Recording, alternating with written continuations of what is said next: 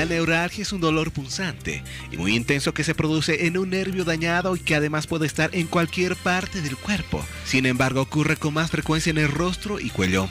El dolor generado por la neuralgia puede comprender diversas intensidades, desde un ligero hormigueo hasta un dolor intenso y recurrente o constante. El origen o causa inicial suele ser porque el nervio se encuentra enfermo, lastimado o comprimido, ya sea como causa de una fractura o un traumatismo, o a causa del desplazamiento de un disco o de una enfermedad como la diabetes o la esclerosis múltiple, una infección herpética o simplemente la edad avanzada, aunque en muchas ocasiones resulta imposible hallar las causas de dichos dolores. Por otra parte, las neuralgias más comunes son la trigeminal. Se manifiesta por la inflamación del nervio trigémino, que genera un dolor intenso y espasmódico, que normalmente ocurre todos los días a las mismas horas en la mejilla y la mandíbula. Este tipo de neuralgia puede verse desencadenada por haber estado mucho tiempo expuesto al aire frío. Otra sería la neuralgia ciática o inflamación del nervio ciático, que se halla en la parte posterior de la pierna y que normalmente tiene por origen algún traumatismo. Y el último, la neuralgia glosofaringea. Este tipo de dolor se manifiesta en la parte posterior de la lengua, garganta y la oreja. Por otra parte, el tratamiento de la neuralgia consiste en primer lugar en averiguar las causas que la originan para establecer la medicación más adecuada, siempre que sea posible. Asimismo, la mayoría de los casos son de origen inciertos, por lo que habitualmente los médicos recurren a la administración de medicamentos que inhiben la sensación de dolor. Además, se recomienda a los pacientes aquejados de neuralgia que eviten el café y el tabaco, así como todas las bebidas o sustancias excitantes. Está comprobado que la cafeína y la nicotina pueden agravar ciertos tipos de neuralgias, al igual que la ansiedad o el estrés.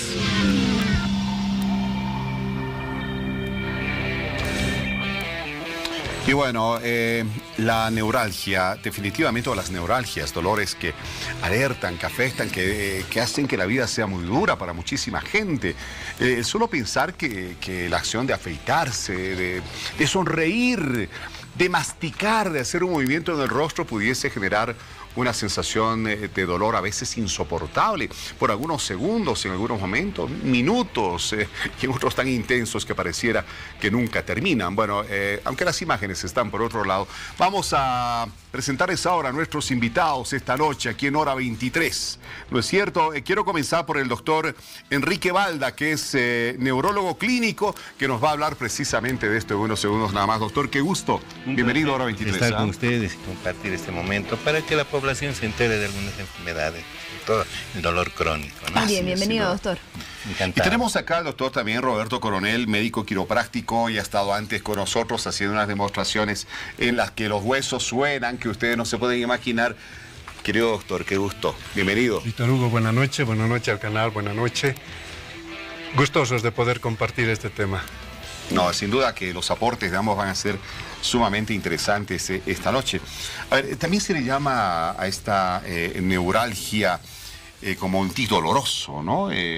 Porque, bueno, evidentemente hay una sensación que uno no puede soportarla en determinado momento. ¿Cómo nace esto? ¿Cómo es que se va generando este tipo de neuralgias? Bueno, primero hay que hablar de las neuropatías, o sea, son enfermedades de los nervios periféricos. De ahí podemos dividir las neuralgias y las neuritis, que son un poco diferentes.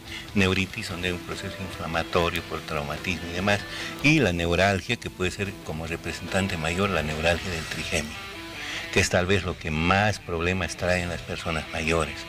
Empezaríamos a conversar por eso, si ustedes gustan. Sí, bueno, de hecho, porque el trigémino es el nervio más sensitivo que tenemos en el rostro, ¿no? Hay 3 o 4 nervios, tenemos pares craneales en la cabeza, en la base del cerebro, que esos 4 pares craneales tienen mucho que ver con los dolores, de cabeza sobre todo, los dolores neurálgicos. Su mejor representante y mayor es la neuralgia del trigémino. El nervio trigémino tiene 3 ramas: oftálmica, maxilar superior e inferior. Generalmente este mal se presenta en personas por encima de los 50 años. Es un dolor a veces de origen desconocido, pero que aparece ahí, otras veces activado por problemas dentarios. Y ahí está el mayor problema. Cuando yo veo personas jóvenes con un problema de aparente neuralgia del trigémino, porque el dolor es muy especial, es extremadamente doloroso y se presenta por descargas de tipo eléctrico más o menos. El paciente no puede hablar, no puede masticar, no puede abrir la boca, menos comer, tiene que alimentarse por licuados, porque le molesta, el dolor es intenso, ¿no? Es un mudo prácticamente por la intensidad del dolor. Este dolor se presenta a partir de los 55, 60 años, pero cuando se presenta en jóvenes hay que buscar primero problemas dentarios. Suele presentarse después de una mala tapadura, de una pulpitis dentaria, el nervio del diente está al aire, digamos, se inflama y hace una presión con la tapadura, una especie de gas se forma y que hace presión sobre el nervio y es el intenso dolor. Pues una extracción, de una muela. Más que extracción, es una mala curación, una mala obturación. Probablemente adentro ha quedado una infección y eso provoca gases y hace presión sobre el nervio. Y el nervio provoca esas molestias, ¿no es cierto? Entonces, bien, cuando se trata de personas jóvenes hay que pedirle siempre el examen dentario que se llama panorámico para ver si hay algún diente que está en mal estado. Claro, hablamos de la radiografía en este caso. Evidente, radiografía panorámica. Y han habido casos en los que yo he preguntado a las personas que han ido al dentista y me han dicho que los dientes estaban muy bien. Y un caso anecdótico fue justamente una muchacha, yo confiado en el dentista, le hice el tratamiento, respondió. Y llegaba la época de Todos Santos, donde se hace pan. Entonces me dijo, doctor, de pronto me ha dolido, una chica de 30 años, 28 años. Pero no puede ser, le dije, está bien, sí. ¿Qué estabas haciendo? Estaba en el horno. El calor hizo que se activara el dolor, hizo presión sobre el diente. Entonces ya empecé a dudar si realmente ese diente o esa dentadura estaba bien. Había un dentista al frente del consultorio, dije, visítalo al doctor. Fue ahí, le tocó, no había nada, destapó y desapareció el dolor. Porque el gas que ahí estaba concentrado a presión, al sacar la obturación o la tapadura, salió el gas y el nervio se sintió libre y el dolor bruscamente disminuyó. O sea, eso es considerado también una neuralgia. De alguna manera sí, es neuralgia. Uno entiende que una neuralgia puede ser algo más crónico, evidente, de un periodo largo de tiempo, no como que un dolor de muela y bueno, se destapa algo y pero sale. Es que ahí está el diagnóstico diferencial. Cuando sospechamos de una neuralgia del trigémino, primero hay que ir al dentista y cerciorarse de que no hay absolutamente ningún problema de tipo dentario, ¿no? Ahora, cuando estamos frente a una neuralgia verdadera, es un dolor terrible. Han habido pacientes que van al dentista, se hacen sacar todos los dientes pensando que es el origen. Me han venido con placas y el dolor obviamente seguía. ¿Por qué? Porque es el nervio trigémino el que provoca esas descargas eléctricas. Y en estos pacientes que van por encima de los 50 años, en los cuales se puede presentar con mayor frecuencia estas neuralgias, sin problemas dentarios, doctor, ¿cuáles podrían ser las otras causas entonces de esa neuralgia? El origen habitualmente de la neuralgia del trigémino es desconocida. O a veces puede ser, porque en alguna de sus ramas está muy cerca de un vaso, una arteria, y al hacer palpitar por la presión alta, hace presión sobre ese nervio, y este toque que le produce la presión alta, por ejemplo, puede provocar las descargas. Pero es una posibilidad. En pacientes hipertensos trato de bajar la presión arterial para que no bombee mucho, puede tratarse de una arteria aberrante que esté muy cerca del nervio y esté provocando ese golpe sobre el nervio y provocando las descargas. Pero eso es un caso. En el resto nunca podemos conocer el origen. Puede ser un problema tumoral también, ¿no? Que puede estar descargando las veces de una especie de cuerpo extraño al lado del nervio y esté comprimiéndolo. Pero en la mayoría de los casos se pide tomografías, resonancias, se hace electroencefalograma, no se encuentra nada. Entonces lo único que hacemos es entrar al tratamiento. Se llama dolor neuropático. Ese es el nombre que se le da. Eso se utilizan los bloqueadores centrales del dolor, porque no responden a la terapia del dolor normal, analgésicos, antiinflamatorios. No le hace absolutamente nada. Se utilizan los bloqueadores. Son medicamentos que tienen acción anticonvulsivante, antiepiléptica, que hacen su bloqueo a nivel cerebral, no acá. ¿Como cuáles? Por ejemplo, la carbamazepina. La carbamazepina es su mejor representante, pero han salido otros medicamentos que son tan potentes como esos, como la gabapentina, por ejemplo, o la pregabalina, que son los medicamentos que ahora estamos utilizando más. ¿Y este tratamiento también se lo podría aplicar en la neuralgia de cualquier otro par craneal, de cualquier otro nervio, en el cual no se conoce la causa? Otra neuralgia de glosofaringio, por ejemplo, ¿no? Que provoca una molestia en la garganta, en la lengua, hay sensaciones de adormecimiento, es un dolor parecido a la neuralgia del trigémino, también se aplica eso. La neuralgia del nervio vago, que generalmente ataca a los nervios intercostales y del hombro y provoca una sensación de dolor como si se tratara de una neuritis intercostal. La neuritis intercostal es de tipo inflamatorio habitualmente. Es un golpe, provoca el problema, no un mal movimiento. Estamos hablando de neuritis, no de neuralgia en ese caso. Y así sucesivamente, son esos los cuadros. A nivel cervical, por ejemplo, lo que llamamos la cervicalgia, provocado por conflictos a nivel cervical, que el doctor debe saber perfectamente bien, por compresión de las raíces nerviosas, ¿no? Entonces, hay 2 o 3 cuadros que son en la neuralgia facial, igual el nervio facial, que toca la parte occipital parietal y es un dolor crónico persistente, que no cede. Hay casos inclusive que con los bloqueadores tampoco ceden. Entonces el médico se ve en circunstancias muy complicadas. A veces hay que operar el ganglio de Gasser o hay que hacer otro tipo de intervenciones quirúrgicas para intentar detener. En algunos casos he visto a algún colega que está utilizando inclusive ozonoterapia con buen resultado. Doctor, hay mucha gente que nos está viendo en este momento sin duda y está prestando muchísima atención a lo que usted les dice. Y alguna dirá, pero a mí me duele cuando me toco la cara esta parte, uy, me duelen los labios de vez en cuando, uy, me duele el mentón. Y claro, nuestra gente es así, ¿no? De repente comienza a preocuparse cuando advierte de los peligros que puede representar algún problema que está teniendo. ¿A qué especialista deben visitar esas personas que en este momento están con la duda? ¿No es cierto? ¿A dónde tienen que ir? En la mayoría de los casos, cuando hablamos de dolor, hablamos de neurología. Claramente establecido, porque es el que trata los problemas de dolor crónico. Tenemos ahí esclerosis múltiple, que también provoca dolor, ¿no? La neuritis oftálmica, que es un aviso ya de que probablemente hay una esclerosis múltiple. Hay un cuadro que es muy aparatoso y que vale la pena extenderse en eso, la neuralgia posherpética. Es un cuadro que hace zapatear al paciente y algunos médicos dicen tiene que acostumbrarse a vivir con su dolor. Ese es un exacto, porque ya no hay otro qué castigo. Es complicado. Pero ahora hay que entender otra cosa, la ansiedad juega un papel muy importante. Si nosotros tuviéramos un aparato que nos permite medir la intensidad del dolor neto en el lugar que se está tratando y tomamos como en cuenta que sea dolor 0 sin dolor y dolor 10 máximo dolor, y estamos sintiendo, colocando un aparato hipotéticamente hablando que nos clasifica dolor 3, si ese paciente es ansioso, está sintiendo como un dolor 7 u 8. Entonces es bueno asociar al tratamiento médico también tratamiento ansiolítico.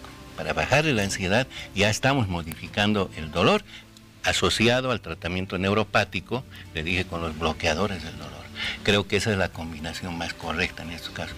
Y en algún momento la fisioterapia juega un papel importante, porque en algunos casos hay contractura muscular, en la cervicalgia, por ejemplo. Se asocia a una especie de rigidez de los músculos del cuello, que se presenta también en las personas extremadamente tensas, que bajo trabajo en esta zona se relaja la musculatura y va bajando el dolor.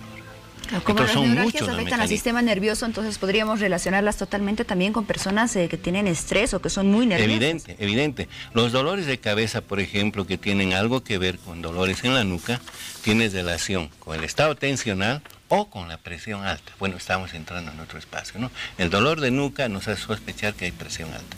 Pero también han debido escuchar, y a usted le ha debido pasar, que seguramente por su trabajo es muy ansioso en ocasiones, siente una sensación de molestia. Sí, ¿no? Sin duda, tengo y hay que estar dando vueltas como si fuera un exorcista. Porque los aquí, músculos se ponen duros, ¿no es cierto? Y eso hace que se incremente el síntoma de dolor.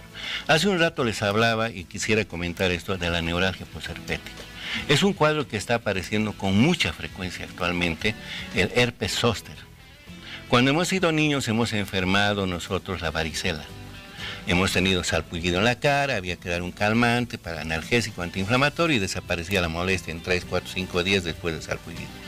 Pero ese virus no se va, se queda al lado de la columna vertebral en una zona que se llaman ganglios linfáticos y ataca 50 años después. Todas las personas mayores tienen bajas las defensas orgánicas, normalmente. Todos vamos a llegar a tener bajas defensas. Con los años van bajando nuestras defensas orgánicas naturales. Bajan las defensas y si hay estrés, el estrés baja aún más las defensas orgánicas, ese virus sale de su encierro y ataca a la raíz del nervio, provocando la destrucción de la cubierta del nervio, de la vaina de mielina. Y ese dolor es insoportable. Son pacientes que entran llorando al consultorio. ¿Y ese tipo de dolor dónde se manifiesta? Generalmente en cualquier parte. Puede ser en el rostro, pero la manera habitual es intercostal, o sea, en esta parte de las costillas y la espalda. Y siempre es la mitad del cuerpo, sea derecha o sea izquierda. Puede ser la cara, puede ser la pierna, y cuando es aquí en la parte axilar, la cosa es más seria, o aquí en la parte genital, porque el roce no permite, digamos, mantener tranquila la zona, porque el roce de la sábana le provoca dolor, el calor le provoca dolor. O sea, el paciente tiene que estar casi inmóvil porque el dolor es una descarga. Algún paciente me decía que tenía herpes zóster acá, neuropatía posherpética, que cuando le caía una gota de lluvia era como un taladro que le atravesaba el cerebro. Y son muchos de estos casos, doctor, de cada 10 personas aproximada, o de cada 100, no sé. ¿Cuántas son vulnerables a este tipo de neuralgias? En el caso del herpes zóster, las personas por encima de los 60 años son los más vulnerables. La rehabilitación de estos pacientes es mucho mejor cuando se presenta en personas jóvenes, ¿entiende?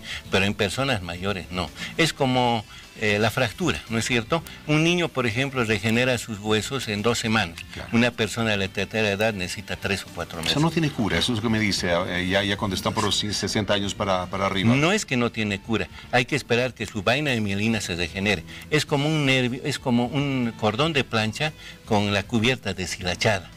Es como un cable pelado el nervio. Y tiene que regenerarse nuevamente la cubierta, y al regenerarse provoca escozor. Yo siempre les digo a los pacientes que cuando el paciente siente escozor, yo sé que tiene dolor, todo eso, pero hay escozor, yo me alegro, porque digo, se está regenerando el nervio y tiene posibilidades de curar. Algunas veces vienen pacientes y dicen, 5 años que estoy con este dolor. Esos son ya casos que a veces es difícil abordar. Y es bien importante atacar al herpes zóster de principio con antivirales para que la lesión y la agresión al nervio sea inferior, sea menor, de tal manera que su rehabilitación pueda ser mejor. Un detalle más. Cuando yo encuentro herpes zóster en personas jóvenes, que no es habitual, hay que considerar por qué tienen las defensas bajas. Les pido de por sí el tratamiento, o sea, el examen del SIDA. Si a mí se me presenta un paciente con herpes zóster que tiene 25 años, automáticamente le pido la prueba del SIDA. Y si no fuera SIDA, perdón, Paulita. Y cáncer también, el cáncer. Y si no fuera SIDA ni cáncer, ¿qué otro tipo de afectaciones pudiese tener que están conduciendo a que tenga esa enfermedad? La ansiedad. La ansiedad influye mucho en la aparición del herpes zóster porque baja las defensas. Todo lo que baja las defensas orgánicas permite la liberación del virus de los ganglios linfáticos. ¿Las neuralgias se pueden presentar con mayor frecuencia, doctor, de acuerdo al sexo, por ejemplo? ¿Se presenta más en mujeres o más en hombres? No, ataca indiferentemente a varones o mujeres. ¿No es cierto? Es muy diferente, por ejemplo, la migraña, que no tiene nada que ver con esto, que sí más ataca a las mujeres que a los varones. Muy bien. Estamos con el doctor Roberto Coronel, médico quiropráctico. Y claro, a ver, doctor, desde la quiropraxis, ¿está bien dicho quiropraxis? Sí. Está bien dicho. Quiropráctica, bueno. ¿Cómo se puede ayudar a este tipo de personas? Solamente imaginarse que viven con un dolor, ¿no es cierto?, incontenible, un dolor que los tiene incómodos todo el día, que puede llegar a afectarles en el hogar, en el trabajo, y a uno definitivamente no le cuesta entender. Pero, a ver, dígame usted, ¿cómo se los puede ayudar desde la quiropraxis? El origen oscuro que muchas veces se presenta en muchos pacientes cuando no se detecta el origen, la causa. Bueno, pues lo más importante es que esta persona vayamos a tratar el problema del estrés. El estrés es un problema serio.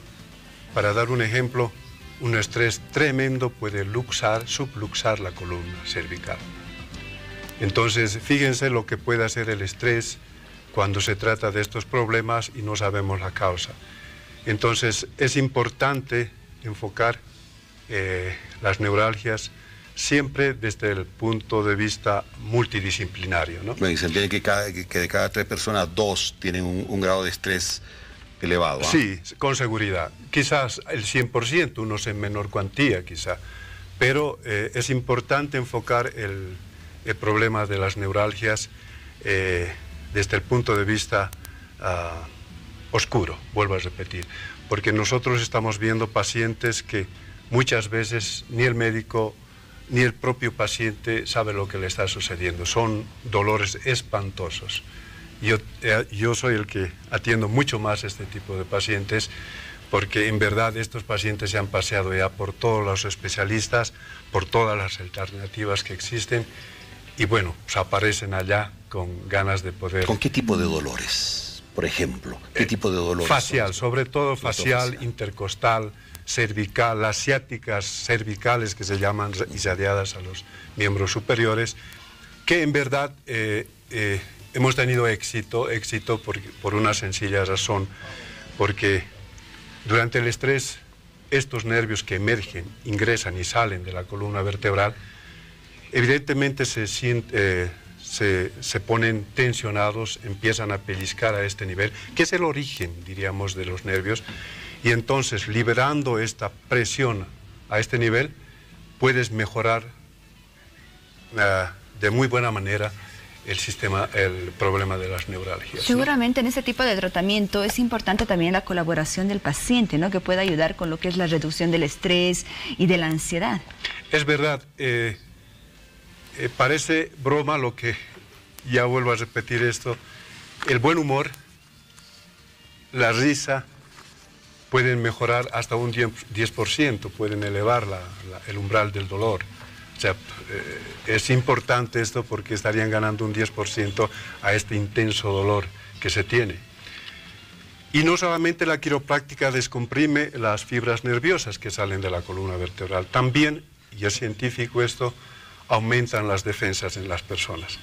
Entonces tenemos dos puntos importantes para combatir las neuralgias en los pacientes. Y ahora, ¿en qué consiste este tratamiento quiropráctico? ¿Cómo se lo realiza? ¿Aproximadamente cuántas sesiones puede incluir? Nosotros estamos en Bolivia, yo creo que en Latinoamérica estamos acostumbrados siempre a asistir cuando el dolor es intenso y ha rebasado los umbrales donde el paciente no puede soportar. Hablando de Europa, los americanos en los Estados Unidos previenen. Y la quiropráctica siempre decimos que un paciente debería ir por lo menos una vez al mes. El gringuito que llega a la ciudad de La Paz viene al consultorio y dice, necesito un ajuste. ¿Pero qué le duele? Nada, pero necesito. Entonces el gringuito ya sabe por qué está asistiendo al quiropráctico. El europeo sabe por qué está yendo al quiropráctico.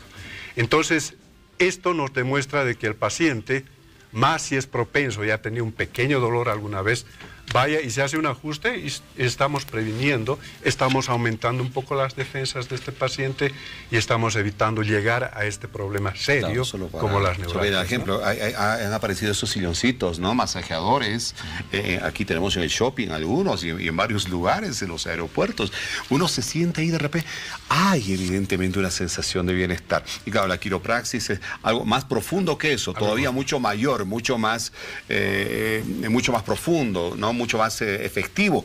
Doctor, lo que le decía acá a Roberto, es solo imaginar que hay tanta gente que está sufriendo dolores que no los puede soportar. Hay que entender que esa gente está teniendo problemas en el trabajo, está teniendo problemas en el hogar, está teniendo problemas con los hijos, con la esposa. Es una vida muy, muy difícil. ¿Cuáles son esos efectos paralelos, ¿no es cierto?, que surgen a raíz de ese dolor intenso que siente uno? Yo quisiera repetir y reiterar un poco lo que dijo y mencioné yo también. Hay dos factores fundamentales para provocar el dolor: la ansiedad y la baja de defensas orgánicas. Y las defensas orgánicas bajan porque la ansiedad provoca que bajen las defensas orgánicas. Entonces, ¿qué pasa? Yo he recibido mucha gente, y tengo que decirlo honestamente, del gobierno, porque trabajan mucho, y algunos han tenido que abandonar el trabajo y buscar una situación de menor rango, inclusive deteriorando su poderío económico que pudieran tener en cuanto a ganancia, para sentirse mejor. No me digan nombre, pero ha tenido algún ministro seguramente. Seguramente sí. No, y muy habitual que aparezcan, por ejemplo, jueces, fiscales, personeros de gobierno, porque son los que más están sujetos a presión. Y este tipo de gente siente más problemas de columna y de cuello, particularmente. Y también las migrañas que no entran acá tienen que ver mucho con la ansiedad. De ahí nace lo que se llama la cefalea de tensión. ¿No es cierto que hay que hacer un diagnóstico diferencial con la migraña? Y juega un papel importantísimo la quiropraxia. ¿Por qué? Relaja la musculatura, tranquiliza. ¿De dónde nacen, por ejemplo, esos lugares spa? Mencionan, ¿no es cierto? Donde hay técnicas relajatorias aparte de muchas otras cosas que hacen, y la gente sale conforme, por lo menos momentáneamente se sienten bien, pero lo importante es mejorar la calidad de vida. ¿no? Y hay algo que tal vez habría que agregar. No solamente se trata de disminuir la ansiedad, sino mejorar el estado de ánimo. Entonces, ¿qué pasa? Es conveniente asociar también el tratamiento antidepresivo en algunos pacientes. Es más, a mí me gusta más manejar los antidepresivos que los ansiolíticos. Por una razón muy clara, el antidepresivo no provoca dependencia. El ansiolítico hay que controlarlo y usar a dosis baja, que actúa como miorelajante y permite moderar el dolor. Y justamente para determinar estos tipos de tratamientos, distintos tipos de tratamientos para las neuralgias, doctor, ¿cómo se realiza el diagnóstico? ¿A qué tipo de exámenes se debe recurrir para identificar la causa? Bueno, hablábamos hace un rato el doctor de problemas de columna, ¿no? La lumbalgia, ¿ya? La artrosis cervical, la cervicalgia. Son fenómenos de tipo compresivo, o sea, hay atrapamientos en la raíz de los nervios que son los que provocan el dolor de cabeza, o perdón, el dolor en los miembros inferiores y superiores. Entonces, es obvio que lo que hay que hacer es desinflamar esa musculatura, ¿no? Relajar esa musculatura. Pero hay cosas que a veces no hacen caso los pacientes, y eso es bueno repetir.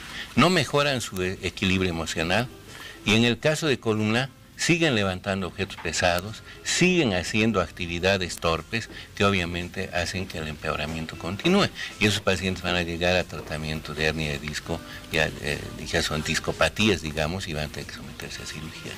Entonces, mucho depende de la disciplina del paciente. Además, la continuidad de la quiropraxia y en otros casos la fisioterapia es importante. Tal vez para fenómenos de ansiedad es bueno hacer de vez en cuando, pero después para dolores tiene que ser un tratamiento continuo, apoyado por el tratamiento emocional y obviamente analgésico antiinflamatorio. Como se decía, es un trabajo multidisciplinario en ocasiones. No pertenece en ocasiones solamente a un especialista en mejorar al paciente, ¿no? El estado de ánimo, por ejemplo, tiene algo que ver con psiquiatría también. Claro, ¿No es doctor, cierto? usted habla de cirugías. ¿En qué casos aplica la cirugía? La cirugía en problemas de hernia de disco, ¿no es cierto? O sea, cuando se presentan fenómenos de atrapamiento de la raíz del nervio a nivel lumbar, generalmente son pacientes que aparecen con una lumbalgia. En principio se les dice que hagan tratamiento de fisioterapia, quiropraxia, todo lo que sea necesario, más el tratamiento antiinflamatorio. Se sienten curados y vuelven a hacer la actividad de antes. No entienden que ese nervio y esa columna ya está lastimada y que ellos deberían tener prudencia al hacer sus actividades. Y a la larga van a llegar a una laminectomía, que es una separación de vértebra y vértebra, colocar una especie de protector para liberar el nervio y disminuir el dolor, ¿no? ¿Qué otras complicaciones se puede generar en aquellas neuralgias que no son tratadas a tiempo? ¿Qué consecuencias? En el caso de miembros inferiores, el nervio al principio pide socorro, grita, o sea, el dolor es intenso. Después es como si se estuviera provocando chapaleos de ahogado, es decir, el dolor ya no es muy intenso, pero la debilidad aumenta. Entonces el paciente tiene tendencia a caerse inclusive, y esa etapa que el paciente cree que es mejor que la anterior es peor, porque el nervio está desfalleciendo. Ahí se necesita el electromiograma, por ejemplo, para ver cómo están esos nervios funcionando. Porque si hay lesiones, entonces probablemente va a degenerar ese nervio y no se puede recuperar. En el caso de la neuralgia del trigémino, a veces hay que hacer cirugías descompresivas, ¿me entiende? Pero generalmente responden al tratamiento. Yo creo que más depende, vuelvo a repetir, de que el paciente sea consciente de que tiene que ser disciplinado en su tratamiento.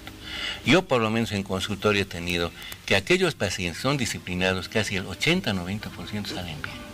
Pero el que toma un poco a la ligera su tratamiento y lo único que quiere es que le calme el dolor de principio, son pacientes que vuelven a venir después. ¿Y ese disciplinados qué implica, doctor? Sí, ¿Cumplir con rigurosidad? Evidente.